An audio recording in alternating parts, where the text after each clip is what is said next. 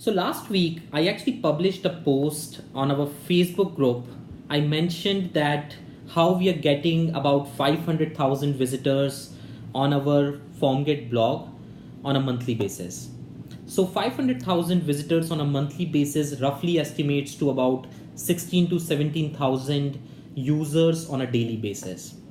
Now, when I posted that screenshot of Google Analytics, I got several messages and emails from people asking me how I am able to do that. And is there a chance that they can replicate very similar result on their website or on their blog? So today what I will do is I will just tell you some key parameters or fundamental things that you should focus on while growing your blog. These are the key fundamentals that I have learned while I started my blog from zero traffic to growing it to about 16,000 people, 17,000 people crowd on a daily basis. So one of the most fundamental thing that you have to focus on is to create valuable content.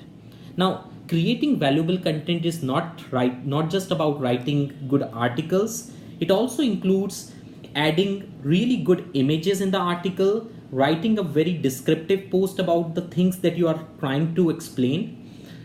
It can include any kind of rich media or any kind of rich media or text in the article. So for example, let me give you an example.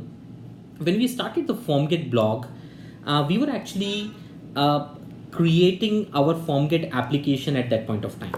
Now, our developers used to create the application with certain modules. For example, if you're creating any application, you always have a login system on your website, or you would have a registration system on your website, or you will have a billing system on your website because you want to charge your customers.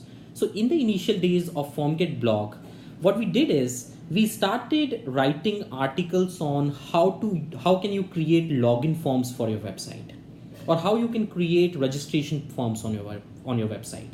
The interesting part was, because we were giving a solution of forms, we thought that creating articles for how do you create a login form or how do you create registration forms might be an idealistic approach, and people who are interested in creating login form and registration forms will eventually create other kind of forms like contact forms or lead generation forms, and they might be our target audience to buy FormGet in the later stage. Even though it didn't happen like we expected, people who actually wanted login form actually came for login form itself. They didn't wanted contact form or any other type of forms per se. But still, it gave a baseline, because when we started writing about articles, writing about things like how to create login form, no one else was writing those kind of articles, and it instantly jumped, and we were ranking on lots and lots of major keywords related to creating forms, login forms, registration forms, and all those kind of things. The really interesting thing that we did within our blogs was that we included small modules which people can integrate within their applications right away. So we started to zip those modules, and we started to give those modules to the customers, so that anyone who was coming over to our blog was able to download the scripts, and they can actually add those scripts on their websites. So in the initial day, that fueled our entire blog audience, and we instantly reached from a blog audience of about 0 people to 5,000 people. Now the interesting thing was, even though we were ranking on so many keywords, but the real challenge was that we were still not able to rank on the buyer intended keywords. For example, the keywords on which really people buy things. For example, a buyer intended keyword can be, what are the best softwares in ABC niche, or what can be a best tool to do this. So those kind of things are actually buyer intended or buyer focused keywords. So once we reached a initial traction of about 5,000 visitors on our website, we started writing lots and lots of review posts on FormGet. Now these review posts were related to different softwares. So for example, we were writing about what are the best software to create whiteboard animations. We were writing about what are the best SMTP services, what are the best email marketing tools, what are the best VPN servers, what are the best hosting providers. And we started writing like crazy on each and every aspect of software products. We started writing about what are the best email verification services, what are the best ways to um, do XYZ things. So I think you might got the point. So we started writing about buyer intended keyword, and the one thing that I realized after writing those articles was, even though the volume of those keywords were pretty less, but still the conversion ratio of those keywords were very high. So for example, when we were writing about login form in PHP, we used to get about 5,000 people to 2,000 people, 3,000 people on a daily basis, and not a single one of them actually converted to buy some of our product. But when we started writing about buyer intended keywords, we got traffic from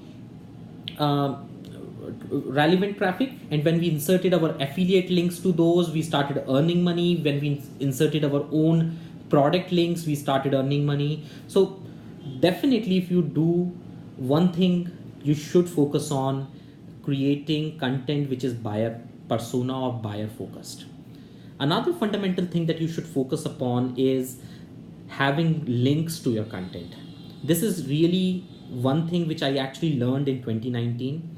To be very frank, I was a guy which never used to create any kind of backlinks or any kind of links to my content until the start of 2019.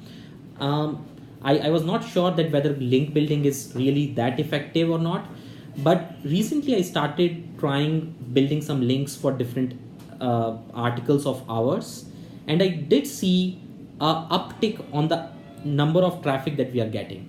So that means that if you are creating links for your content on different platforms, you will definitely see an uptick on the traffic.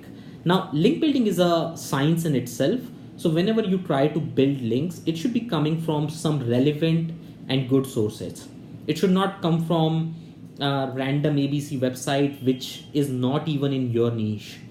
You should always focus on high quality backlinks. Even 5 backlinks coming from high quality websites are better than 500 backlinks coming from irrelevant website with almost no traffic. So there are 2 fundamental things that I told you today. First is writing descriptive post. Make them as much descriptive as possible. Try to give value out of your post. And secondly, build links to your post. Now, those are the 2 key fundamentals that you can focus upon. And I do hope that once you start to do that, you will definitely see an uptick in traffic that you're getting on your website or on your blog. So I do hope to see you in touch, and thanks for watching this video.